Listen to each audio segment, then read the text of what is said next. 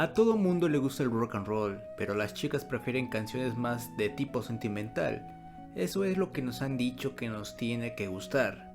Justo después de Candy Can, solo nos escribían chicos, pero ahora son muchas más las chicas que me escriben miles de cartas. En ellas me dicen, soy como tú, llevo el mismo peinado, digo palabrotas y me he hecho un tatuaje. Son chicas que quieren salir de su burbuja. Me han puesto en un pedestal porque creen que soy el ejemplo que es seguir para convertirse en otra clase de mujer, una muy diferente. Susi 4 en 1973. All my life I wanted to be somebody, and here I am. I know what I've got, and there ain't nobody gonna take it away from me. So let me tell you what I am. Visualicen a David Bowie en su encarnación de Ziggy Stardust sobre el escenario del teatro Hammersmith. Es el momento de presentar a los músicos. Cuando llega a Mick Ronson exclama, no es Susi 4, es nuestro guitarrista solista. Yo jamás lo habría imaginado riéndose de otro hombre porque va peinado y vestido como una mujer, o haciendo el gracioso a costa de la propia Susi 4 porque esta parecía más a un músico masculino que una chica, cuando el propio David Bowie y sus arañas de Marte iban ataviados como travestis. Parece un poco confuso, pero nos lleva a la misma y diáfana conclusión. En aquellos días, los coqueteos con las ideas de género e identidad sexual eran cosa de hombres. Porque si exceptuamos a Susi 4, el glam, la oleada de músicos pintados, vestidos y que se movían de forma excesiva e hipersexual, fue otro simplemente movimiento de rock masculino. David Bowie posaba como una languida muchacha para The Man Who Sold the World, y Gary Glitter parecía haber salido de un concurso de drag queens, y Alvin Stardust podía pasar por un impersonator de Elvis, pero de la sección BDSM del mismo concurso. Sin embargo, aquella chica que quería ser Elvis de forma literal, sin reparar en el género, que no se maquillaba ni la mitad que vestida de chico malo, que gritaba y se movía como Rick Derringer en un grupo de hard rock, no provocó un efecto tan revolucionario, tan chocante. Una cosa era que un sujeto se vistiera como travesti, pero que una mujer se mostrase de forma no femenina, siempre con pantalones e imitando clichés masculinos, eso no era tan glam.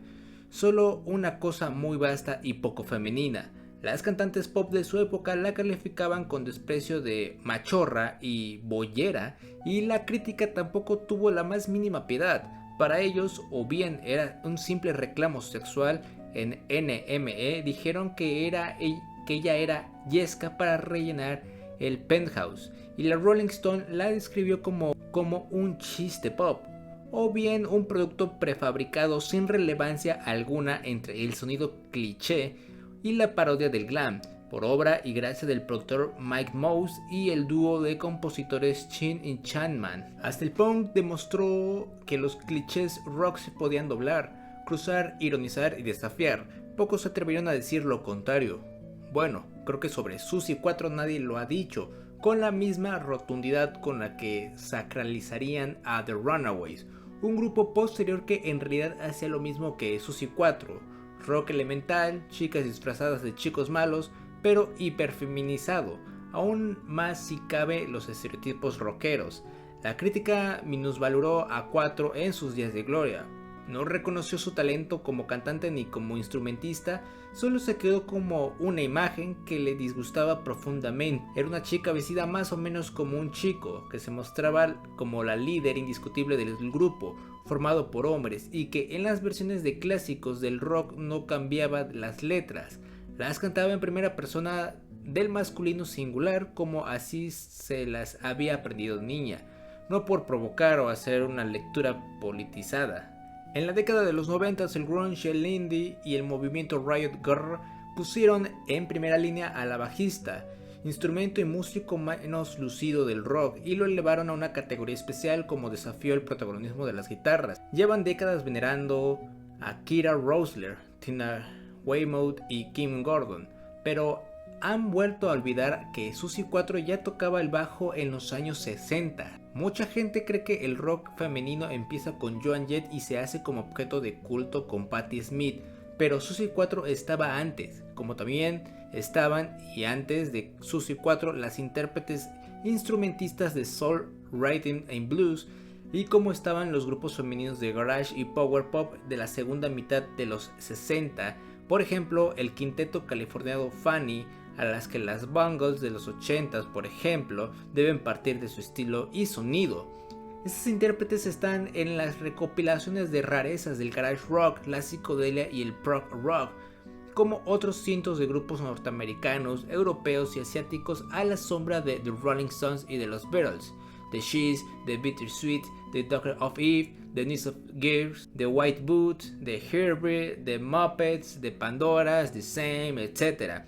Grupos femeninos que grabaron LPs y firmaron con grandes discografías e hicieron giras importantes como Goldie and the Gingerbreads y The Pleasure Seekers. Siguen siendo perfectos desconocidos, y es aquí donde comienza la historia de Susie 4. Parece un seudónimo, ¿verdad? Pues no. 4 es el apellido real de la artista. El 4Chi del abuelo paterno fue rebautizado al llegar a los Estados Unidos. Mickey Mouse, el productor que la llevó a Inglaterra, no creyó necesario un nombre artístico. El real era perfecto. Los 4 son una familia descendiente de italianos y húngaros que vivían en el área de Grosse Pointe, en Detroit. Susie es la cuarta de 5 hermanos quienes aprendieron a tocar de niños y solían acompañar al padre, una celebridad local y niño prodigio del violín. Si Susie decidió que sería como Elvis Presley tras verlo en el show de Ed Sullivan en el 56, cuando tenía solamente 6 años, sus otras 2 hermanas decidieron ser como los Beatles, tras verlos en ese mismo programa, pero en 1964. Patti y Arlene 4 formaron un grupo llamado The Pleasure Seekers, con 2 amigas del instituto, también hermanas de Mary Lou y Nancy Ball, e invitaron a Susie para tocar el instrumento que ninguna quería, que era el bajo. Para compensar, el padre le regaló su propio bajo, un Fender Precision del 57 con un amplificador Bossman. A los 14, 4, que ya tocaba el piano, la guitarra y los bongos, aprendió con aquel instrumento, especialmente pesado y de mástil muy ancho, haciéndose sangre en los dedos. El mismo James Jamerson, bajista de los estudios Motown, alabó su estilo, que es que como te bendiga del dios de la tierra de los bajos. Las Pleasure Seekers cambiarían de componentes a lo largo de la década y conseguirían cierto renombre, primero en el circuito de los locales de la ciudad y después con un contrato con Mercury Records y varias giras por ciudades americanas. No olvidemos que, aparte de haber nacido en una familia muy musical, Susie 4 nació en una ciudad que fue y es potencialmente una cuna de artistas. Estaba Timeless Motown y estaba el sonido de Detroit. El quinteto debutó en Herald, uno de los locales más conocidos, y ahí firmó su primer contrato para grabar un single. La imagen del grupo estaba inspirada en Swing, London, y eran unas instrumentistas más componentes. Combinaban en el repertorio composiciones propias con éxitos del rock and roll y el pop del momento. A pesar de su papel en un principio secundario, managers y A&Rs pronto se fijaron en Susie, y en Mercury surgieron un cambio de nombre, Susie Soul and the Pleasure Seekers. La bajista compaginaba las actuaciones con su trabajo de go-go para un programa de televisión local, donde pudo estar cerca de las estrellas de la Motown y conocer también en las actuaciones con el programa al plantel de los rockeros de Detroit y sus alrededores, Alice Cooper, MC5, Mitch Ryder o unos Stooges en los que Iggy Pop aún tocaba la batería. The Pleasure Seekers fueron teloneras de Chuck Berry y de Jimi Hendrix. Incluso las llevaron en 1969 a Vietnam para tocar ante los soldados. El grupo, atento a los cambios que estaba experimentando la música, abandonó el pop rock por el rock progresivo, como otros femeninos que se adentraron en el funk, el folk, rock y el heavy. Bertha, The Daily Nightshade o Peach. Decididas a entrar en el mundo de los solos y las jams, se cambiaron el nombre a Cutler. A finales de los años 70, tras un concierto del quinteto de Detroit, Mickey Mouse lleva a Susie a los estudios Motown. está grabando un disco con Jeff Beck y quiere hacer una prueba a la bajista que improvisa con Becky y Cozy Powell, el tema de los Meters, Cissy Strut. Convencidos de su talento, Mouse le propone ir a Londres para grabar un disco, pero solamente ella. Crowley se disuelve. Patti 4 terminaría tocando en Funny y Susie abandona Estados Unidos en 1971. Bajo la dirección de Mickey Mouse ensaya y compone canciones, pero no termina de encontrar ese hit. 4 comienza a forjar su imagen, una especie de pandillera de fantasía que juega al billar y lleva navaja, pero sobre todo que defiende su estatus de músico frente al estereotipo de la cantante solista, dulce y sentimental. Cierto es que el rock ya tenía voces muy poderosas como la de Grace Lee y Janis Joplin. Esta última también sufrió un tratamiento similar. Tampoco aceptaron su ambivalencia como mujer por un lado y como cantante y músico por otro. O eras una cantante muy sexy o una machorra, como decían en aquellos años. Pero no las dos cosas, y mucho menos un músico. Pero la idea de la mujer como compositora, instrumentista y líder de un grupo era algo nuevo en el rock, que no en otros géneros como el blues o el jazz. Tras unas primeras grabaciones, el primer single de Rolling Stone, compuesto por Phil Dennis, Errol Brown y 4, solo tuvo éxito en Portugal, y ya con su grupo de acompañamiento, trío masculino, Mouse no contempló la posibilidad de más chicas.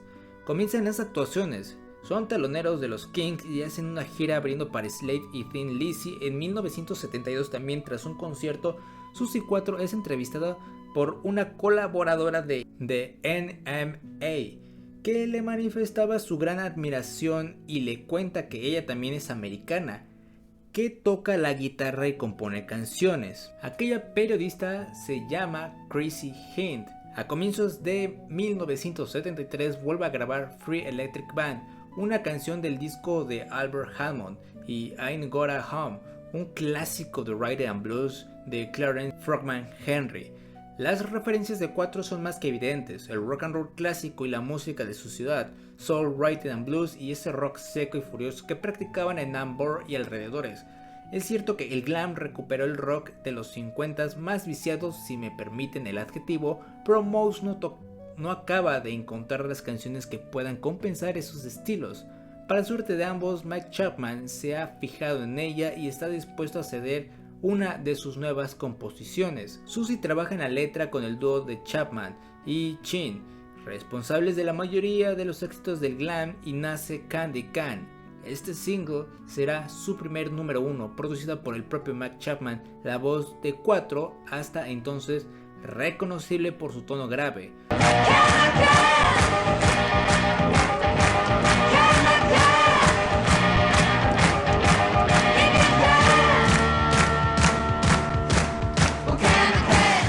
Se fuerza al límite de un registro, lo que se convertirá en seña de identidad en estos primeros hits. El acompañamiento suena como quería Mouse, un glam rock muy agresivo y poco acelerado. La letra es un consejo al público femenino de mantener al novio enlatado a salvo de otras para poder usar cuando se quiera. Para el lanzamiento de este single se refina la imagen.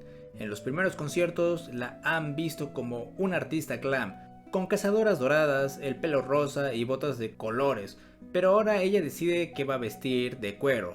Moss rechaza la idea porque cree que está pasada de moda, quizá el pensamiento de Catwoman y Enema Peel, personajes de ficción, pero en la realidad ninguna artista de rock se ha presentado con ese estilo.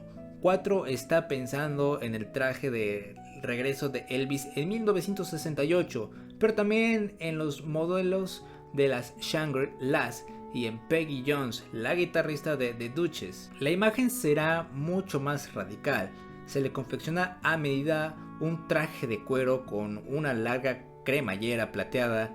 En las sesiones de fotos, Garrett Mankiewicz la inmortaliza con su cara de adolescente, sin maquillaje, peinado de chica americana, la cremallera abierta hasta el ombligo y un sinfín de cadenas al cuello. Sus músicos aparecen con poses insólitas. Len, el guitarrista, su novio, futuro marido y padre de sus hijos, se apoya en su espalda como refugiándose tras ella.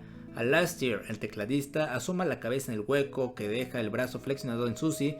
Al otro lado, la cabeza de Dave El baterista sirve de apoyo para el brazo derecho de la cantante. En otras fotos de la sesión, la parodia del macho rockero va todavía más allá. Susie aparece desafiante y pisando a sus 3 músicos en una toma que levantan los brazos en un gesto ambiguo de defensa o adoración. Las primeras actuaciones en Top of the Pops en la primavera del 73 la convierten en un personaje muy popular. Siguiendo el ritmo de la discografía, se publica el siguiente single, otro hit de Chin and Chapman, el ruidoso 48 Crash, una canción sobre la crisis de la mediana edad masculina. Le persiguen Daytona Demon, Too Big y Devil Gate Drive. 4 vende miles y miles de discos en Inglaterra y Europa, y sí, también en toda Latinoamérica, aunque no lo crean. Animada por el éxito, 4 vuelve a Estados Unidos para una gira, pero esta vez de telonera de otros grupos. Es el destino de los artistas femeninos en aquellos años y lo van a escuchar mucho cuando traiga muchas biografías de ellas. Siempre fueron, o la mayoría de las veces fueron, teloneras. Era muy raro que tuvieran su propia gira. Sus teloneros son un curioso cuarteto local que se hace llamar Kiss. En las actuaciones en California conoce a una jovencísima Joan Jett que va vestida y peinada igual que ella y declara ser su mayor fan. Muy poco después las Runaways serían una realidad y en 1981 el debut de solitario de Joan Jett con su versión de I Love Rock and Roll provoca más de una confusión. Muchos creen que 4 había vuelto a Top of the Pops. En palabras de Susie 4 dijo lo siguiente: la imitación es el halago más sincero, pero a veces puede resultar un tanto escalofriante. Entre 1973 y el 75, 4 recorre el mundo en olor de las multitudes. El principio de una serie interminable de giras que se prolongarán hasta finales de los años 90 en Australia es un clamor, la convierten en la reina de los moteros y cada concierto es una locura. A pesar de las suspicacias y las invectivas de la crítica, es portada de la Rolling Stone, Sounds, Cream y póster central de Penthouse, eso sí, vestida de pies a cabeza. Tras 2 giras mundiales, la carrera de Susie 4 da un giro imprevisto. Su representante en Estados Unidos la convoca para una prueba en una serie de televisión. Así, de la forma más inopinada, se convierte en un personaje secundario que aparecería unos meses en Happy Days interpretando a una prima rockera de Fonz. Esto, lejos de la anécdota, es el comienzo de una carrera como actriz que la llevará al teatro musical, a la televisión y sí, a los concursos y programas de entretenimiento en los que sigue o seguía hace algunos años. A Susie 4 siempre la olvidan en los repasos historicistas del feminismo musical, aunque fue extremadamente popular en una época en la que las mujeres rara vez aparecían en los escenarios del rock, salvo como coristas o groupies o miembros de una pequeña banda, y que continúa en la música. Y así fue como también siguieron saliendo discos realmente muy buenos, y en los 80s ya pasaba un poco desapercibido porque la oleada del glam aún había sido un fenómeno más grande del que era en los 70s. La verdad es que Susie 4 la descubrí hace muchísimos años cuando era niño y la verdad es que hasta la fecha me sigue encantando. Es una artista realmente buena, tiene buenos discos. La verdad es que si no conocías su trabajo o si solamente conocías un par de canciones, te recomiendo que escuches algunas varias porque créeme que vale completamente la pena echarle un repaso a su historia musical. Eso sí, respecto a lo cinematográfico o televisivo, ahí sí no sé qué decirte, pero como una músico es realmente genial y me encanta. Si el video te gustó, deja tu like y suscríbete, dime si la conocías, si la desconocías, cuál es tu canción favorita, déjamelo todo en los comentarios, te voy a estar leyendo y nos vemos hasta el próximo video.